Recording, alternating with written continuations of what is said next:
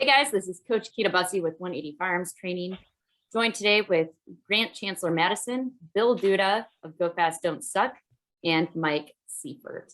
Welcome to the 180 Firearms Training podcast.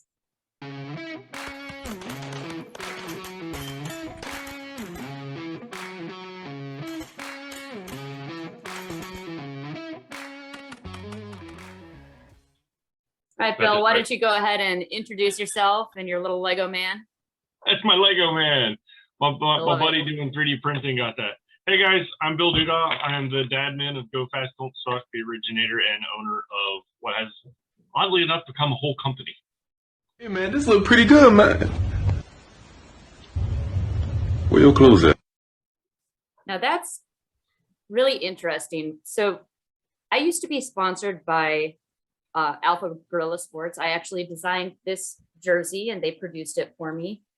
I was their sponsored shooter. And one day I got this message saying, by the way, you are now sponsored by Bill Duda of Go Fast Don't Suck. He just bought out the company and you inherited me. Yay! So how'd that all happen? Just a bunch of bad life decisions, I think. No, so about the time, this was after I had gotten done running Area 8 for 3 years. And I had like a whole winter where I didn't have anything to do with myself because I had turned over all of the match directing over to somebody else. And I was getting bored. And, you know, instead of doing something stupid, like, you know, getting better at shooting, I decided to start making memes and I created a whole meme page. And then it was Area, so that was about February or March of that year. And then when Area 8 rolled around about late August, the guy that owned Alpha Gorilla Sports came to me and was like, hey, do you want to buy the rights to do the dry fire decals? I was like, no, that doesn't sound like something that a meme page would do, is like actually want people to get better. And then I heard that he was also trying to sell off the jersey side of it. And I was like, oh, I said, you know what? I can actually help a lot more matches by offering them, you know, jerseys at a decent price. And then, yeah, I guess I could do the decal. I can make a whole business out of this. Weird. So I talked to him. We came to a price, and I inherited Keita. Yeah. Nice. You've been bought by Bill Duda. You know, I have to say though that you know, those shirts that Bill makes, they're, you know, usually he's selling them for like $20 for one shirt. I usually get a shirt at every match.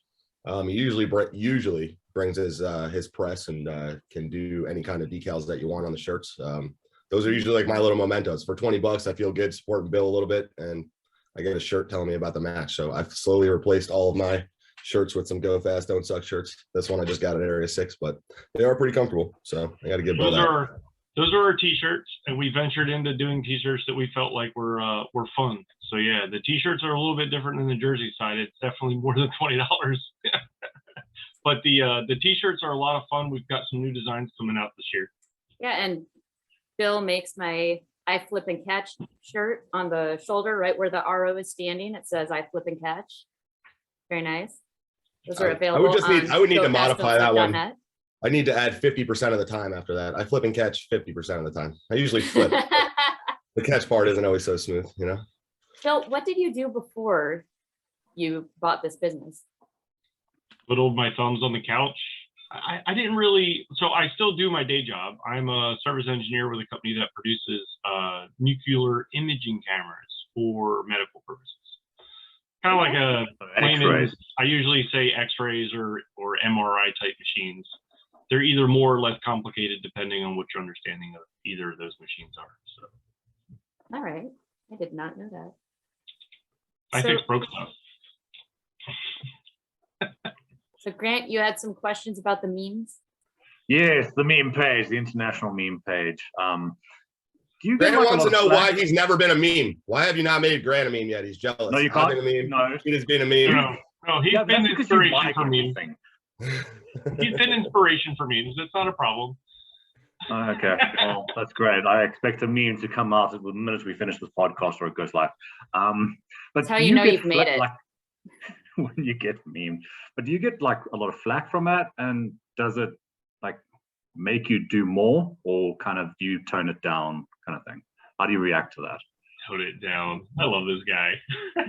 No, I've gotten we've done some memes where people were like, "Oh my God, that's so offensive." It would be something like, there was one where it was like a kid being unplugged from life support, and that upset a couple folks. And, I mean, it's a meme that already exists. It's well out there in circulation. It's just sometimes you get individuals that don't understand the joke involved, and they just want to be offended, and I can't help them. So we just do us, and most of the time what happens is I don't even like go down into the comment section to defend a meme. I'll let the fans do it because they got a way better handle on taking care of, you know, I'll say chuckleheads than I want to put energy into.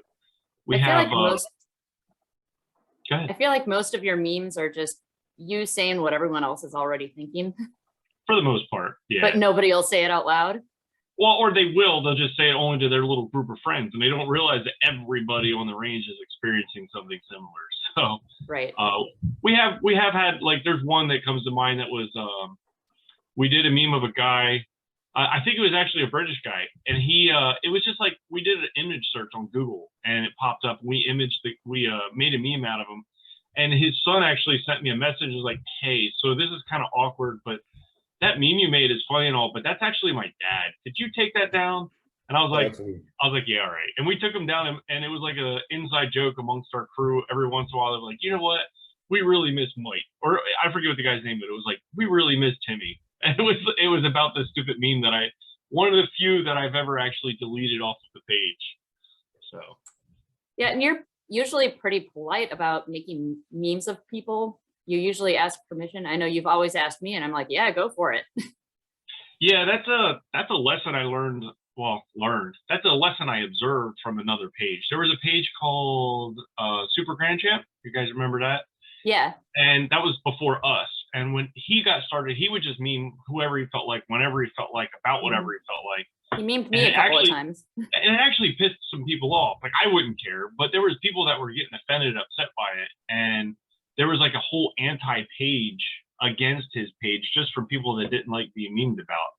So when we started doing this, I kind of made it an obvious rule amongst the team members that if you're going to meme somebody, if you're going to use their name or their image, then you need to get permission from them before we'll post it. So anytime you see somebody's actual name, not like Fike Moley, but if you see, you know, Keita Bussy, or you see a picture of Keita with a group of people, we've asked permission to use that image before we post it.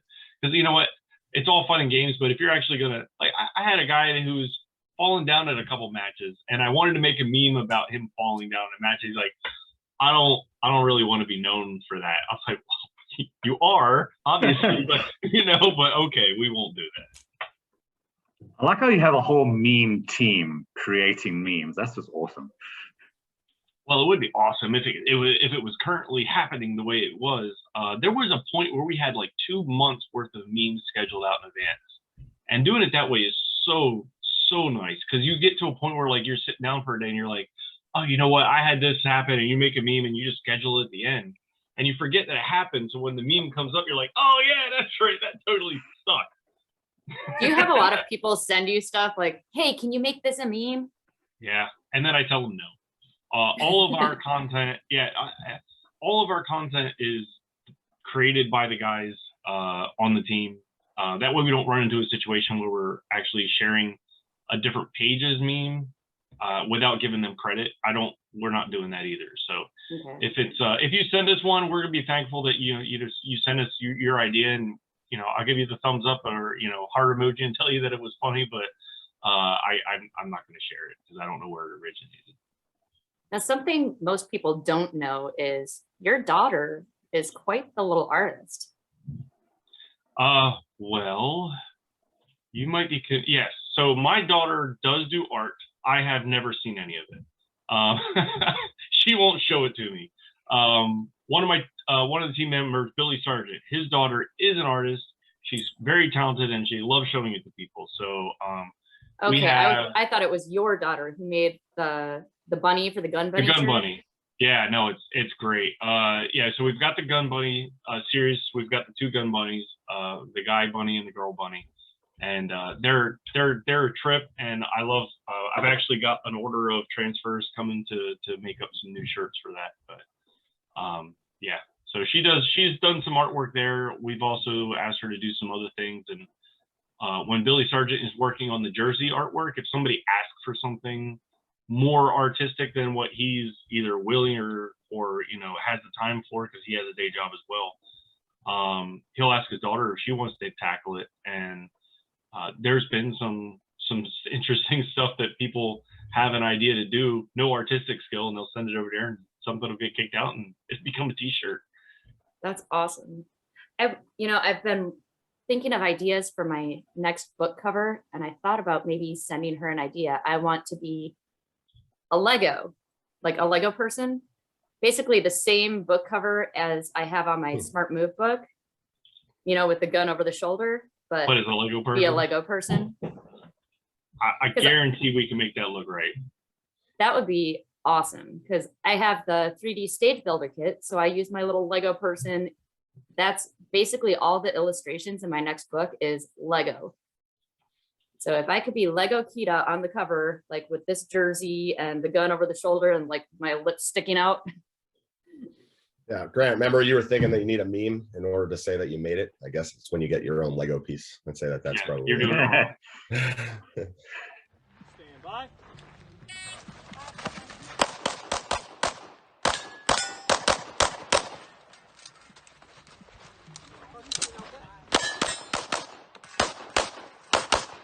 You recently did a whole bunch of podcasts on the USPSA presidential election.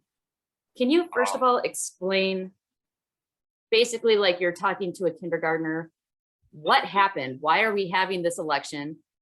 What's going on? All Oh for my the God. international people that don't actually know. That's like a whole. It's a loaded question. That's a whole story all within itself, right? So, Ugh. let's see. Why did I start doing it? So, if you start looking at a lot of the social media traffic that was going on at the time, it was all pretty one-sided, and I found myself wondering, like, what the flip is actually going on. And I was going to call up my area director, and I wanted to have a conversation with him about, hey, what's going on.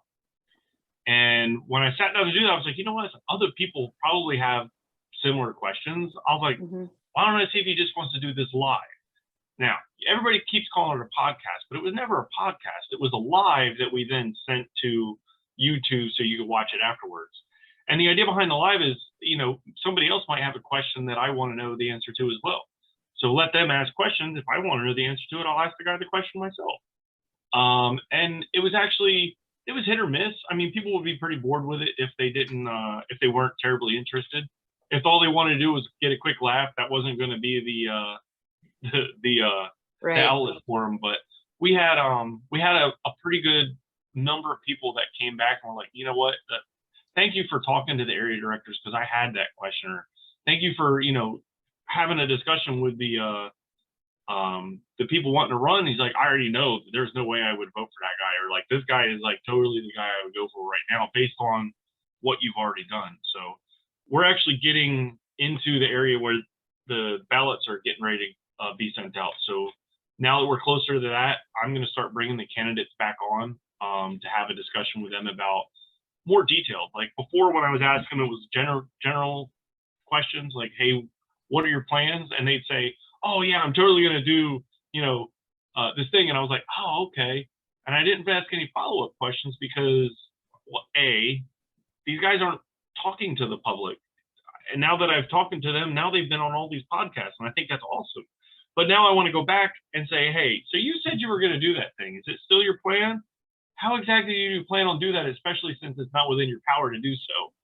Things like that. So we'll get that stuff nailed down here in these next lives.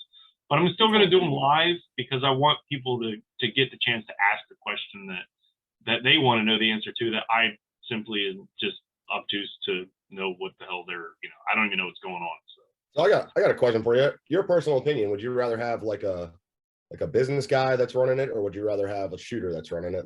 Or would you rather have obviously both? Like, to me, it seems like it's grown so much. Yeah. The obvious question or answer to your three-part question there is the last one, right? If you can have somebody that's both, that would be awesome. But if you don't have, let's see, So if your choices come down to only having somebody that absolutely loves the sport and does everything we can to promote and do better for the sport, or do you want the guy that has business acumen? It comes down to whether or not you think USPSA should be a business or USPSA is a sport for the competitors.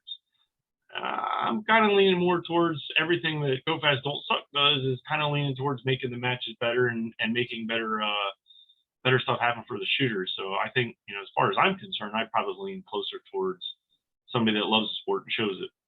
All right. Well, what do you mean by that, though? What would you do that would make a better match? And we're going to get into your postal match a little bit. But what generally happens at matches that you think that a new president would change that would make it better? Oh, nothing at all.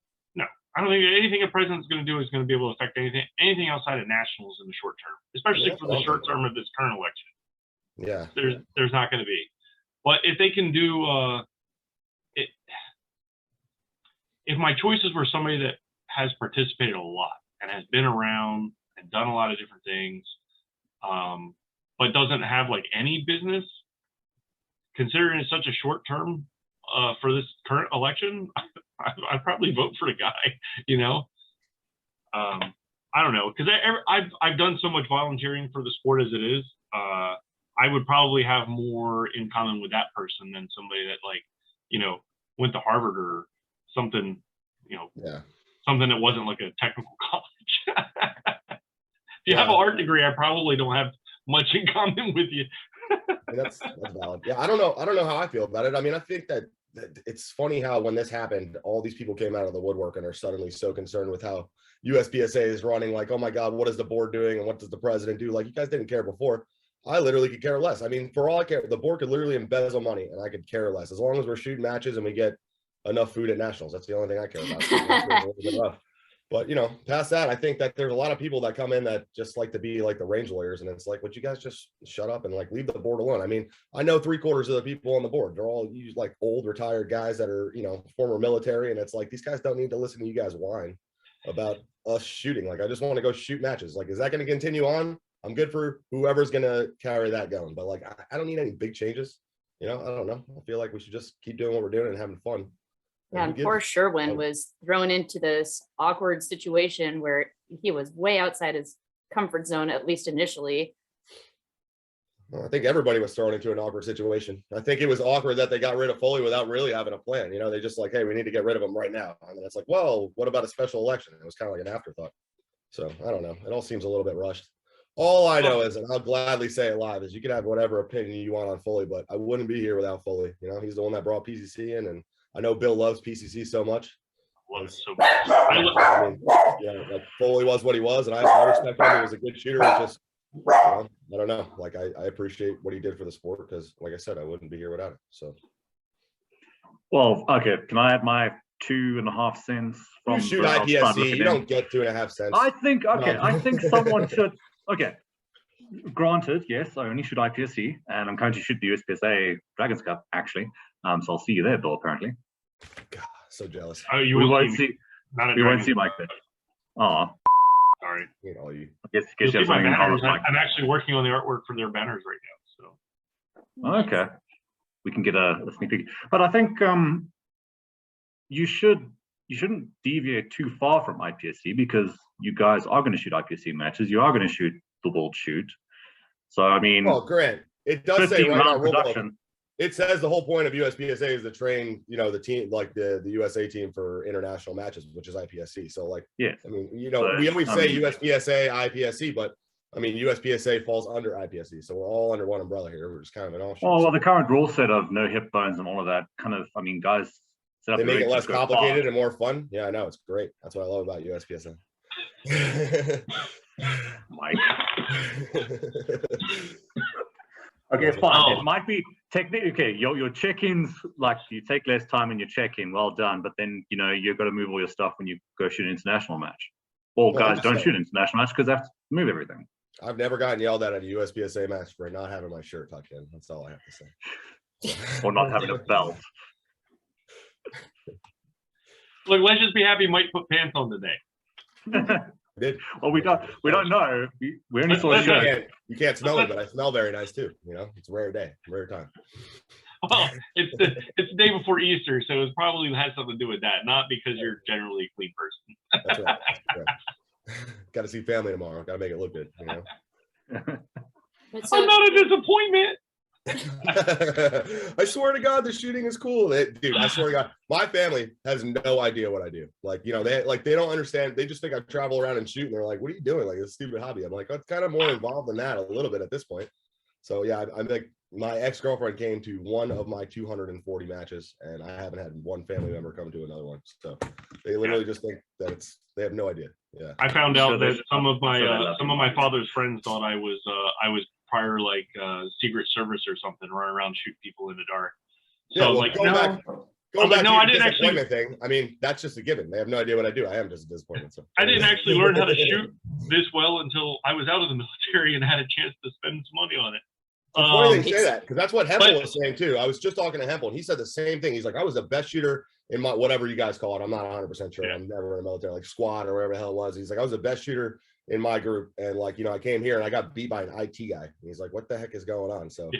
he said the same thing. He got much better when he got out. That's why it's so hard to get cops to show up the second time, because they come out and get beat by an IT guy. Mhm. It bruises their ego. I found that too. But yeah, so as far as the rule sets in IPSC, I mean, honestly, Grant, we don't have a huge percentage of our shooters that want to play IPSC as far as traveling to an IPSC match. The most that they'll see in IPSC is seeing turtle targets, and most of the time I hear them just whining about there being turtle targets. They're like, why can't these be, where's the head on that amorphous body target? This is nonsense, you know?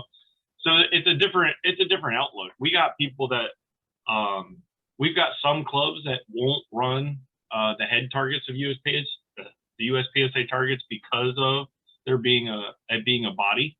And you got other clubs that are just like, you know, we'll never run an IPSC target if we can help it. But it's a very small percentage of people that are even interested in going overseas at all to shoot any match, whether it be a USPSA in Puerto Rico or, you know, an IPSC match in South America or South Africa. We don't get a lot of people that are even interested in traveling. So it's a small percentage of people that do it. It's either wealthy people or people that are at the top of the game here in the States. And there's not a lot of crossover of people that are just average Joe that are like, you know what, this year I'm going over to shoot in Australia. We just don't get it.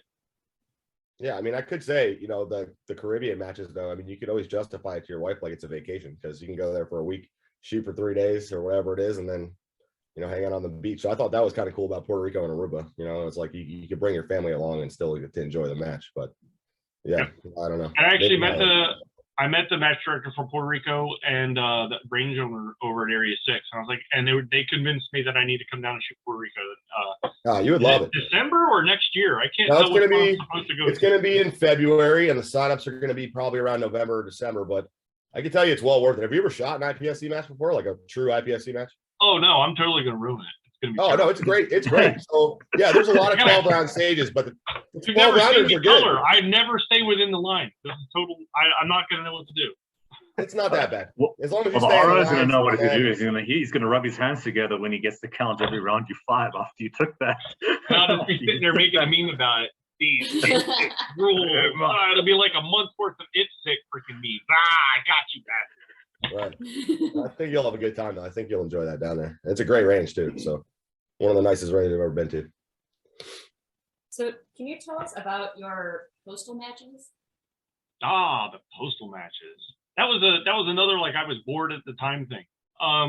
We were trying to figure out what we were going to do with Go Fast Don't Suck early on, and this is when we had, like, I think it was like 4, maybe 5 guys. Now, not all the guys on the team actually make memes. Some of them are just like we have one guy that's just a nerd. We got another guy that does the jerseys. We got another guy that does just the cartoons. So, but the group guys, we were all sitting there and it was like, you know what? I don't want to go to nationals. I don't want to spend the money on that. I was like, why don't we do like a match where people can send in their things? And I was talking to one guy about the idea, and he's like, yeah, he's like, they used to do that. It was called a postal match. I was like, what? Okay, so you're mailing in the results from the match. So yeah, that makes sense. So we developed the postal match in the first year, and it was a hit. I mean, we had a ton of people participate, and it was awesome. It was like validating everything. But it was one of those things where the guys were like, "Oh, what are we going to do about trophies? Are we going to charge the match? Are we going to charge the shooters?" I was like, "No, I don't want to do any of that." I was like, "Let's just develop the match and make it free to the match, or free to the range, free to the competitors. That gets us out of any kind of hot water of trying to abuse things." I was like, and it also doesn't leave, it's all just for smack talk. It's not, there's not a prize, so there's less likely you're going to have people that are trying to cheat to, like, do their own scores or edit their score or something stupid, because we're getting so many scores in. And so it's all completely free. We develop 5 stages and leave one of them is a narrow stage, so that you can like just place a classifier next to it if you only have 5 days. And you get our practice score file, you download the match book, and you just build the thing. I found that doing it that way, building a completely pre-laid out match, it takes like half the time of standing there trying to design your own stages. It's all really straightforward. There's even pictures of like what the views look like when I set it up. So for 3 years, we've done the Postal Match USPSA only. We've included Ipsic as far as saying, if you guys want to run it, like last year, we tried to let Ipsic do their own match, and I got 0 participation from Ipsic. So I was like, okay. I was like, not a problem. We'll just keep doing it how we were then. Because the first year we got submissions from Australia and stuff where they actually use the USPSA rules as much as their laws would allow. But when we're doing it this year, we decided we were going to do USPSA, IDPA, and Steel Challenge. So the USPSA one is actually active right now. This morning was the test match for the IDPA match, and then the Steel Challenge match is going to release a month later. So I've got them staggered out so that we don't have to be overwhelmed with posting the results on the website or anything like that. But yeah, I'm really looking forward to it. The match books are, well, they're supposed to be on the website, but they'll be on the website after this weekend, probably. Maybe. So I got kind of a weird observation here. So you started this whole thing off by saying you ran Area 8 for 3 years, and then you had given up the match director duties and handed it all off. And then you started a meme business, and then you started designing another match with the Postal Match. So what initially turned you off to, I mean, it seems like you missed doing matches. Because, I mean, you're still running your Postal Match. Like, what turned you off to it in the first place? And then why not go back to it? It was a lot of work, man. So, I mean, and this running a small business is also a lot of work. I promise you that. But I was spending, in the beginning months, it would be maybe 5 to 10 hours a week. And then it became like getting closer to the match. It's like 40 hours a week on the match. And I was getting burned out. I wasn't getting interested in doing as much. I was able to develop the Area 8 match into what I thought it should be. We had over 200 additional participants by the time my second year of running it happened. So we went from 350 to 450 to 550 for 2 years. So it was awesome being able to turn the match into what I wanted it to be, which is a premier match in the region. And we had all these vendors, and we had like a dunk booth with the area director, and it was a trip, man. It was just so much fun. And then I was like, you know what? I was like, I want to take a step back and just do some shooting. And I told the match a year out, so it was in the middle of the second year. And I said, look, I was like, I'm going to do this year, obviously. I was like, and I want to do next year as long as you guys will let me. But after that, I think we should turn it over to somebody. So look for somebody or ask some people that want to be the match director, and I'll train them, because I don't want them to be just kind of thrown into the wind like I was. Here's how I'm doing it. Do it however you want, but here's how I've been doing it. This is why I was able to make it successful. And then, so so I stopped doing it. I was concentrating on my shooting for a while, and I was doing pretty well and having a good time with it. But like I said, I was just kind of getting bored, like not having all this new free time and only spending 20 minutes of it dry firing. I was like, I don't know what I'm doing with myself right now. So I started doing the memes, and then I was also starting to crave that outlet for stage development. And that's kind of where the whole match, Postal Match thing came from, was my want to get that creativity out somewhere. So All right, and I got What do you think- I got like a follow-up question to that.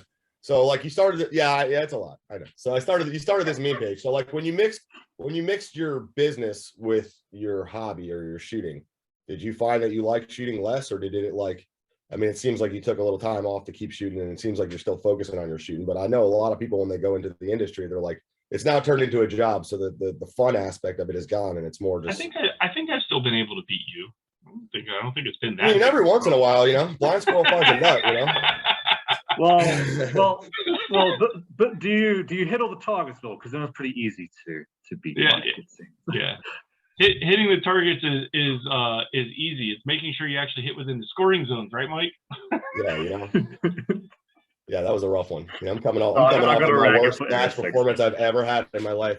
That was at Area 6. I've never, like on paper, finished that bad ever. I didn't have one And then he gun jam, messages I had one us, like- problem except my brain, and that just sucked the whole time. So it was a blast. Let me tell you, I love driving 9 hours. You know the best part is after you shoot a terrible match like that is that you have your 9-hour drive home to just sit there and think about how bad it was.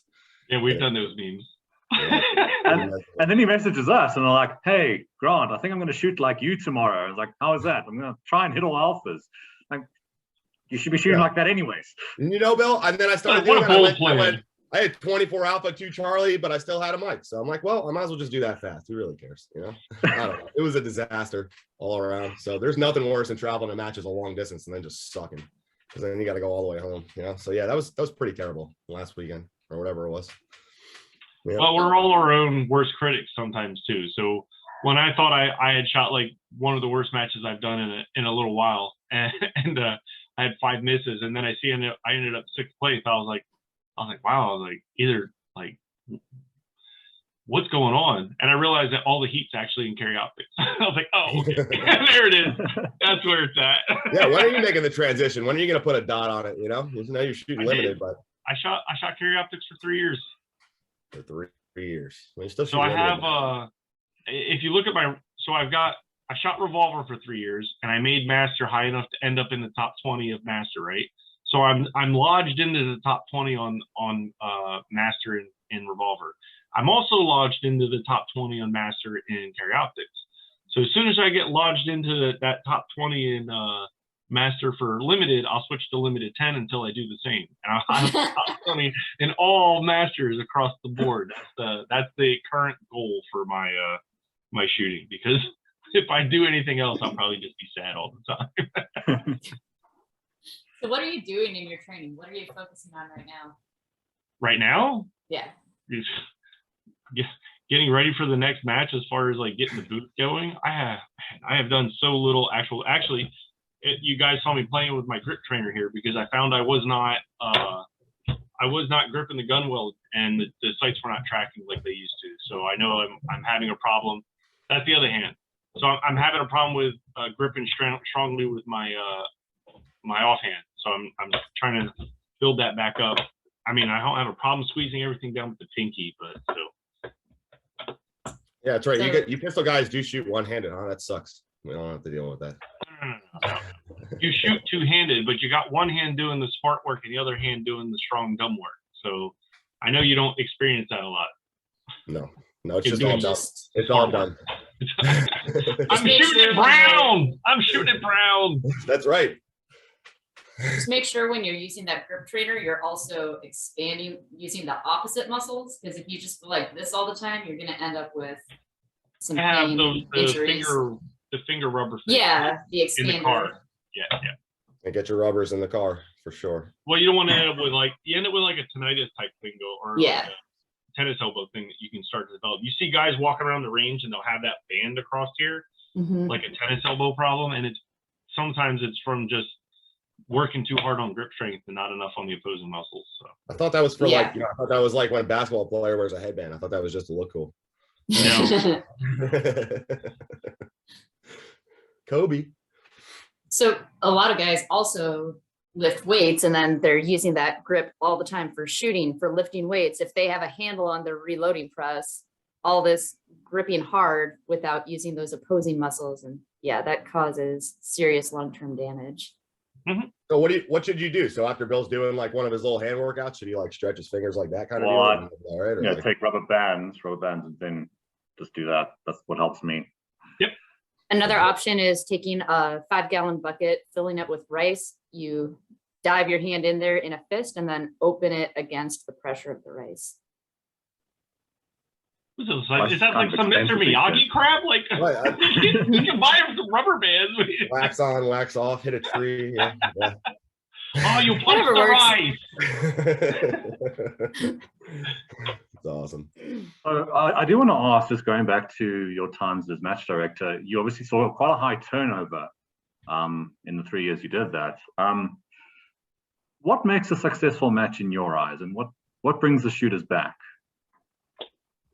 Staff and it being an event. All right, so you have the staff is what makes the match for every shooter, regardless, right? So if you have if you have terrible staff, you're going to have a terrible match experience.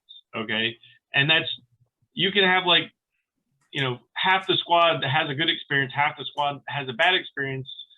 The whole squad has a bad experience because those guys are going to complain to the rest of the squad and everybody's going to end up with a bad experience about it.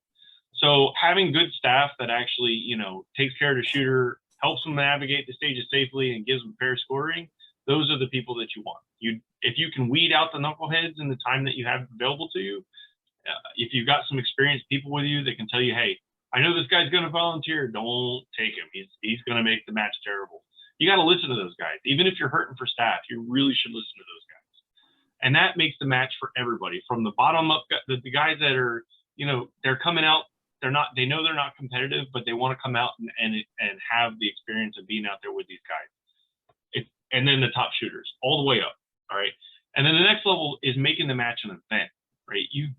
Maybe you've not been, but people go to a level 2 and they've all been to a level 2 that does this. And a lot of them have been to level 3s that do this, but you go to it and it doesn't seem like anything more than a bigger local match, right? You've got staff, so that makes it different, but you can go to a level 2 and level 3 and not be able to tell the difference, right? There's no distinction. There's nothing there. Maybe a couple more stages. I mean, there's a club near me that has 12 stage local matches. It's hard to compete with that as a section match or as an area match at the same range, even if you're not doing something that makes it more of an experience for, let's say, like the bottom 90% of the people, right? Because the top 10% that come to the match are coming there to get their prize, win their trophy, promote their sponsors, move on to the next one, right? Whatever happens at the match, they don't even want to go to lunch. They're going to bring their salad, right? They're going to do all this stuff to make their performance as high as possible. The other guys that get fed well, they see that there's at least a couple vendors there that have, stuff that they might be interested in. That maybe there's some kind of fundraiser thing for like a junior camp or something, is what we've done a few times. I've talked about the dunk tank. We did that one year to raise money for the junior camp. And it really takes a match and turns it into an event for the bottom 90% of people that are coming to shoot a match, know that they're not going to go home with a trophy unless it's like third B class, right? And it makes them something they're like, wow, that was a lot of fun. I can't wait to go back next year.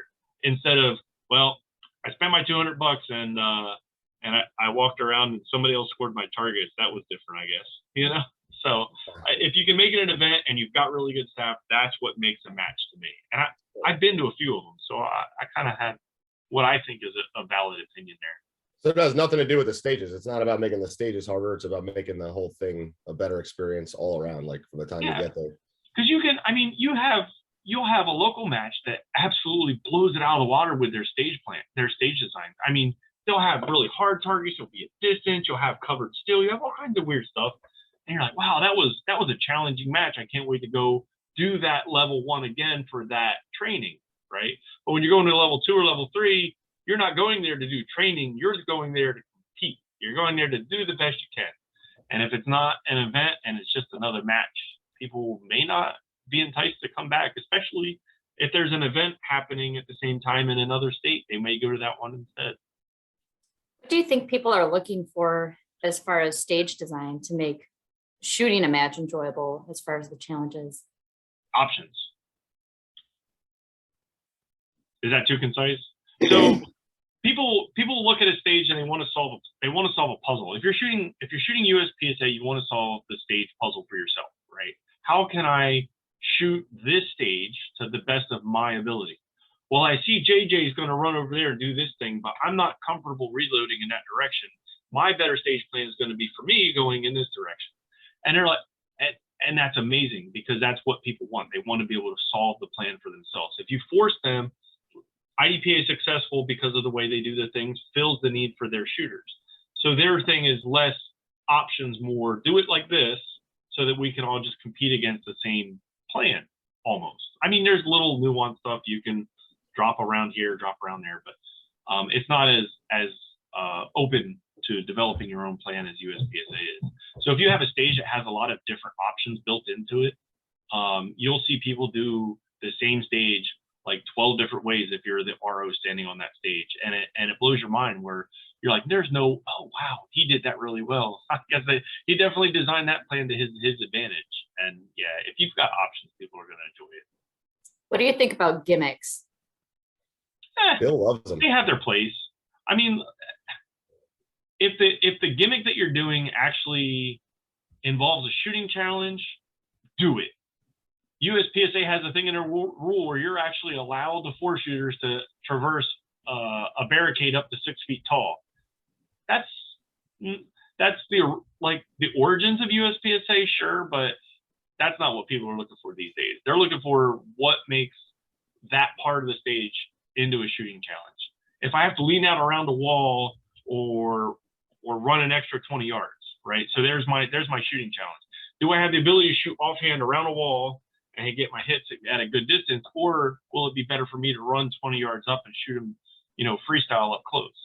And when you give them those options and you've got a shooting challenge involved, I mean, if you've got something that's just like an annoyance or a distraction that doesn't actually add to the challenge of how you would develop your plan, it's probably unnecessary. But there's clubs that do it. There's matches that are just known for having gimmicks, and you know what? Area 3. Well, they keep filling up. They keep getting their shooters. So it's obvious that outside of maybe the top 10%, the shooters that keep coming back and paying for it want to keep coming to that match. So yeah, I don't know. I like your stages. You're kind of twisted in my mind a little bit. You remind me like of a mini Shannon Smith, like back in area 8. Like, Mini. Yeah. Well, it's not quite as diabolical as Mr. Smith, but you had like that slide rail where you had to hold on to the slide rail all the way down. Like, you do some kind of crazy stuff sometimes that I think is definitely more interesting. And like going back to what you were saying about making an event, to me, like a major match is more about seeing stuff like, let's see a Cooper tunnel. Like we never really shoot, with locals at a Cooper tunnel. So like, I don't know, to me, major matches just have more cool props like that. There's more like, different sequences for opening doors and all that kind of crap. And like, running up over the teeter totter. And like, that's just stuff you don't see every month. So for me, that's the difference. It makes the stages a little different, but I don't even know. When you start adding Cooper tunnels and low apertures and high apertures, you get everyone complaining somewhere or other who can't bend or people who can't run. And then it's not a shooting challenge. That's what they say. Well, if you do it in a limited fashion, if you have a match that has a Cooper tunnel and like maybe 1 or 2 low ports, but you've got it spread out across 12 stages, you're not going to get a lot of complaining. If you've done like 10 different low ports on a 12 stage match, you're probably going to get a lot of complaining. Yeah, I've seen match directors where they find a challenge that they like and then they put it in every stage. Yeah. Long range, especially for handguns, seems to be the newest. Like, let's make this difficult. Put a small plate out at 30 meters. ECCs, changing the game. Yeah, I don't like that when somebody thinks they're going to make a match harder just by adding no shoots or adding hardcover. Oh, now it's hard. Lazy planning. It's lazy stage design. So if you find yourself designing a stage and you have to add a no shoot to make it legal or to make it a challenge, you've probably not planned your stage out very well ahead of time. I get that, but I don't like the way Keegan said that. I mean, technically, if you put a no shoot in, it's harder. Like, it's definitely not going to be as easy as just blasting an open target. So it does make it harder. I mean, you got to think about it a little more before you just spray through and miss 3 of the 4. You're both right, because it does add a challenge as long as that was the intent.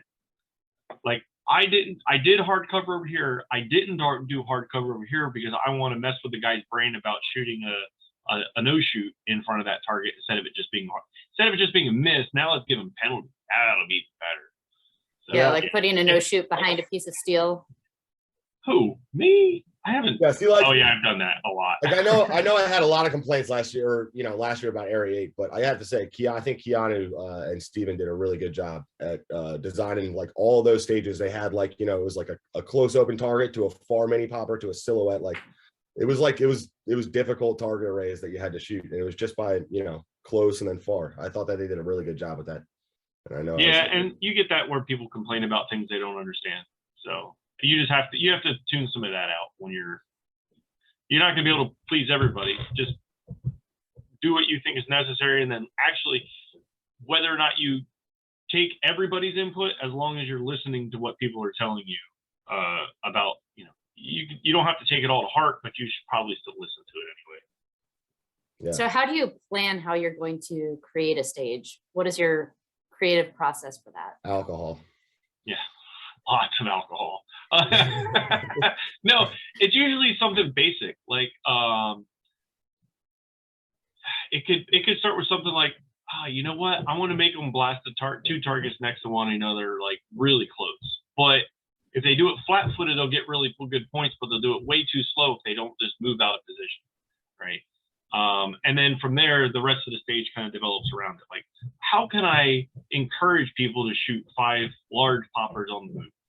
And try to develop a stage that encourages that, and then try to find, like, I want to do an unloaded start, but I want them to have to put a second mag on their mag pouch, regardless of division. So it's going to be a 32 round stage, unloaded table start.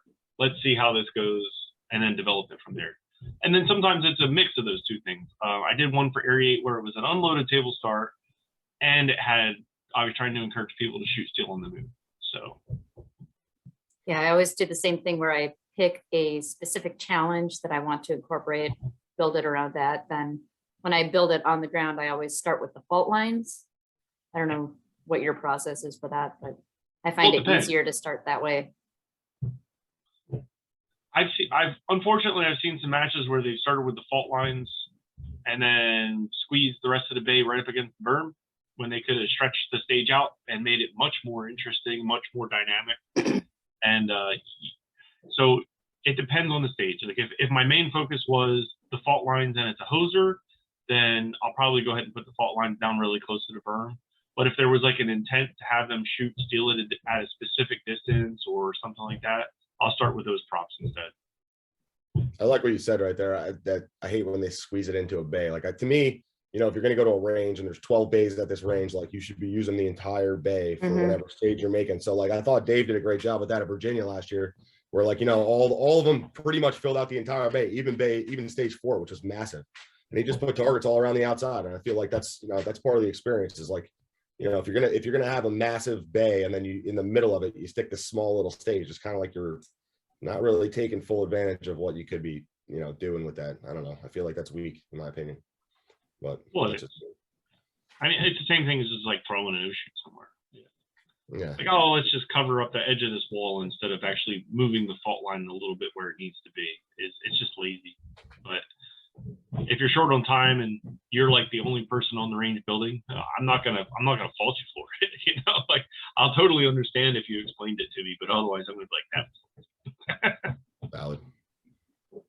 So do you have any companies that you'd like to talk about? Anyone who supports you or you want to support? Well, sure. So this year we decided to do something a little different. So what Go Fast Don't Suck has turned into, other than a smack talking meme page, is we do our best to support matches, especially matches I can attend. So what we've done is I started doing booth 3 years ago or whatever. I started doing a booth, and then it slowly developed into a bigger and bigger booth. What we've landed on this year is I've partnered with 6 companies, and I bring my booth. I bring all the scoring devices a match might need, with tablets, timers, and range Wi-Fi. And if they don't have a cellular signal, I have the stuff to boost their local connection out to the rest of the bays so that we can do live scoring. So I've taken this whole concept of supporting the match and as the best way I could possibly do as a single individual showing up to a match. And then brought in some partners so that I have something more to offer competitors in my booth other than just t-shirts. So this year we partnered with Hunters HD Gold, which I've been partnered with from almost the get-go. So we have Hunters HD Gold in our booth. You can come, just like when you see Brian in a match, you can come borrow a pair of glasses, try them out for the day, ask whatever questions you need, and you can either buy a pair there or we can get you set up with a prescription through the website. I partnered with Guga Rivas. So we've got the last match I was at, we actually saved 2 individuals who didn't have all of their gear. They forgot it at home or whatever the excuse might have been, but they showed up and I helped them put together their entire rig and they were able to go out and shoot the match the next day. So we've got Guga Rivas products both on the website and on site. We've partnered with Premier, who does the custom hearing protection. And they're not going to be at every match I can go to, and I'm not going to sit there and do the custom ears myself. But we do have stuff to loan if people need something just to get them through the day. And that's, again, from those guys. Bobby Q, those that were able to attend multi-gun nationals or Area 6 so far this year have gotten to experience Bobby's meat. He does a great job feeding people, and he has a lot of love for the sport and the people in it. So if you have a match anywhere near the East Coast and you want to do a good barbecue for your staff, definitely talk to the guy. We've got Red Hill Tactical, who, again, at the match we had 2 individuals that came to me that said their holsters were outside of spec. They were too far away from their inner belt, so we were able to get them geared back up and into the match before the squad was even done. So having stuff like that on hand and it being a good product too is it really makes a difference.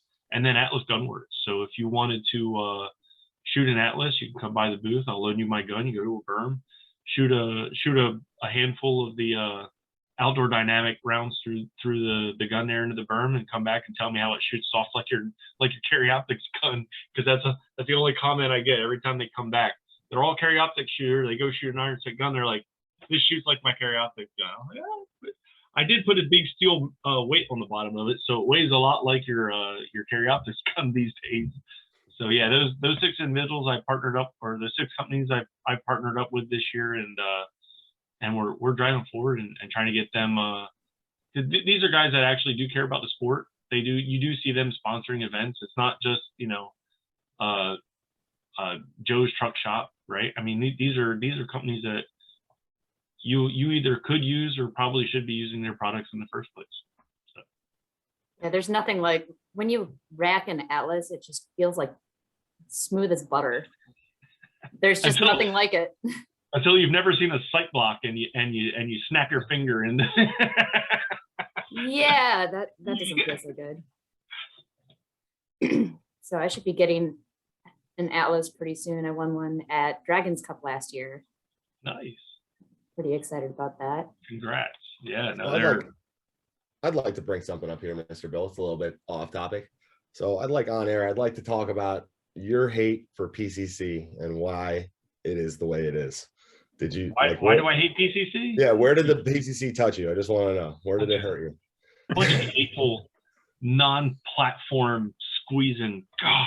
I mean, even Ipsic has Ipsic shotgun, right? You don't see Ipsic like, oh, let's put shotgun in a pistol sport. It'll be great. No, they're like, oh, you guys don't play your shotgun over there. Practical shooting, sir. Just saying.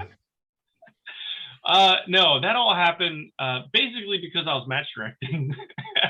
So when PCC came out, I was a match director, and we had Area 8 coming up, and they were like, "Well, are you guys going to include rifles in the?" And I was like, "No," and they were like, "Why not?" I was like, "None of my staff are ready for that. It's a brand new division. None of them know what to do with it."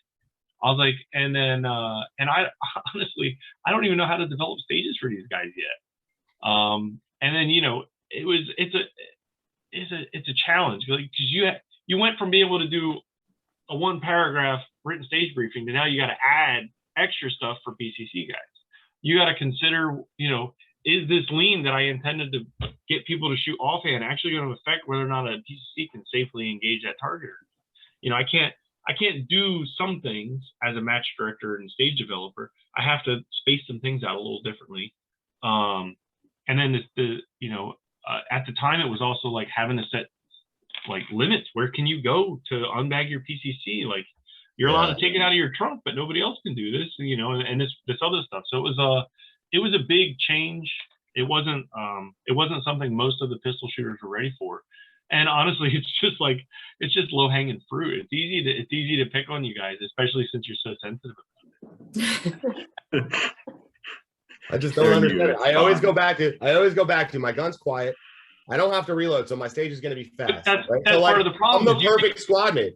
I don't know. Your gun's being quiet is actually an advantage, and it sucks because I got to make sure I'm picking up your timer, and you got people stretching out like this with the timer to try to pick up your last shot. So I agree. At first, it was a little bit of a nightmare, and there was a lot of confusion. I mean, you don't really find that very much anymore these days with PCC. Well, because everybody had to get new timers, and that's what you're not thinking about. Is we were all using the big old boxy blue, whatever they call it, Pocket Pro. Right? Yeah, and you can't use them anymore because you do have to stretch out to get the last shot. You may not pick it up, and you got people with unrealistic scores complaining to you. But it's like now everybody's running commanders or the CED timers, and they're a lot better about being adjustable. But it's, you know, it was still a problem. I mean, if you see them out there with, like, I saw a couple matches down in the South where they actually were duct taping the timers to a stick to keep their ROs from risking getting their hand shot, reaching out for their last shot. So, yeah, it's not stuff that the PCC shooters these days experience, but it's the stuff that we had to deal with as it being a brand new platform. And then there's other rules, like, you know, in pistol, if I've got my pistol belt on and I want to go to the, you know, drop a deuce in the porta potty, I can't just take my belt off with the gun in it and set it down. I got to go all the way to the safe table, bag my gun, then I can take my belt off, then I can go to the porta potty. And you guys are walking around with a flag gun like this. I'm like, okay. So I sent an email. I'm like, hey, so now that we can walk around with guns in our hands, we can take our pistol belt off and set down on the ground, right? And they're like, no, it's a different platform, different rules. I was like, well, you guys are just selling this to me, I tell you. Nice. Okay, so you seem to like it should be a different, its own sport with its own matches. So tell me. No, not at all. No, Grant, don't get it twisted. I've PCC in USPSA is completely valid. It's fine. It's just it caused so much trauma in the beginning that it's just something that I can go back to and pick on, and then PCC guys like, oh, they're picking on me. Yeah, it gives Bill a lot of content, you know. But so basically, what I'm gathering is that you don't like PCC because you have to take your gun off to go take a dump, and I don't. I just want to clarify. Obviously, it's obvious damage. you weren't listening. Just No. like you don't use your sights, whether you've got 2, 3, or 7 of them on your gun, you weren't listening. Yeah. So one of the sports that PCC doesn't belong in is IDPA, and it does exist in IDPA. And I really don't think that sport, with its intention, I don't think it belongs there at all. Well, that's one I can actually give you guys. You know, it does say pistol in the name, so like that, I'm shooting a rifle at a pistol match. I'm shooting a rifle at a practical shooting match. I would just like to know, is my rifle more practical than an open gun? I would just like to know, because if so, then I think they need to get in the spirit of the game. I think you're just actual open. That's the only difference. There's no limitation for it to be a pistol. All right, but I got a question for you. PCC Idpa's coming soon. Well, is it a cheating division like everybody says? Because if it is, then why does open win every single area match and every single major? Because you're like the top of the competition in PCC. Nobody good is there. Yeah, it's not saying much, right? I mean, it's really sad. I'm just really glad I got in early, you know, so that way it was like I can kind of get to the top and then let everybody else just come past me, because, you know, it's starting to feel that way every match. I'm like getting my ass kicked more and more. Yeah, it has nothing to do with getting old, does it, Mike? Well, I got stuff that hurts a little more and more. And when you see like, you know, Justine Williams, like just reaching around a wall on one leg, like, I don't think I can bend like that anymore. Like, you know, give her 5 years, her knees will start hurting too, you know? It's like, geez. So PCC doesn't win because PCC is actually more difficult to shoot in most of the positions than the open gun is going to be. It takes longer to get on target and longer to move in and out of position with a PCC shoulder than it does a pistol. So. I don't like you supporting PCC in any way, so you could stop talking nice about it. No, that'd be all right. What? I said it was more difficult, not that like do you not should do it. justify what I do. Do not justify what I do. That is so not Bill Duda like. Oh, don't say it's more difficult to get on target. Mike already struggles with that. So I don't know if you want to talk about it, but I heard you were building a PCC. I'm not sure if that's something you want to get into or you're waiting to debut it, but I've been hearing rumors around the range about something special that you've got going on, maybe like a special handguard or a special. Yeah, bag. when I do finally, like I have a Red Hill tactical lower, and I have the tech well for it, and that's as far as I've gotten. Yeah, well, just so everybody at home doesn't really understand yet, I don't want to break the big surprise, but Bill is building a Hey, PCC. you leave my It's gonna no. be awesome. That I'm not saying anything else about it. I'm just building anticipation because Bill, the hater of PCC, Duda, is building his own PCC. I'm very excited to see what it turns out like. Oh, he's just PCC curious. We all had that stage. Okay? It usually happens early on. I'm a little late to the game. All right. So is there anything you haven't addressed that you would like to bring up before we close things up here? No, I'm always shocked that people want to talk to me like this. Like, Dude, I've said the same no, thing. you ask me the questions you want to know. I don't know what I'm on here for. I thought it was for you guys to make fun of me or asking me questions. Well, I'm definitely going to have to hit you up about getting that book cover done because that would be awesome to have a Lego book cover. Yep. Just shoot me an email. You got my address, and we'll I'll get Faith the idea and see what she turns around. Awesome. Yeah, don't you do a podcast with Bang and Brass? Isn't that like your new normal thing? So where can people we find you there? The only podcasts I do are the ones that I've been invited to. I do live streams, and yes, Bang and Brass and I have done a live stream a few times, and I usually go through most of a fifth of rum during that process, but it's definitely a rowdy time that we try to have. But I like doing the live streams, especially when I'm trying to ask people questions, because then I get more questions to ask. So find out what it is everybody else wants to know as well. Yeah, well, hey, thanks for coming on, man. That was cool. Yeah, thanks a lot. Awesome to chat with you. Yeah. I'm sorry that you look forward to talking to me. I don't know why. It's always an interesting experience, you know. You never know what's gonna happen. Well, if my meme doesn't come out, I'm going to be very disappointed. I'm like, that was such a waste. Yeah, I gotta figure out how to make a British accent into text. That's gonna be interesting. It's awesome. All right, thanks a It's lot, South Bill. African accent. It's a what? It's a normal South African accent, probably. Oh. Oh, No, it's there you not. go, Bill. Well, there's the talk meme. weird. Now you could say, like, you know, when South Don't African give me people, more material. yeah, right. Thank you. When South African people complain like they don't have a British accent, there's the meme. All right. Hey, guys, have a good day. Have a great day. Bye. Awesome chatting. Cheerio.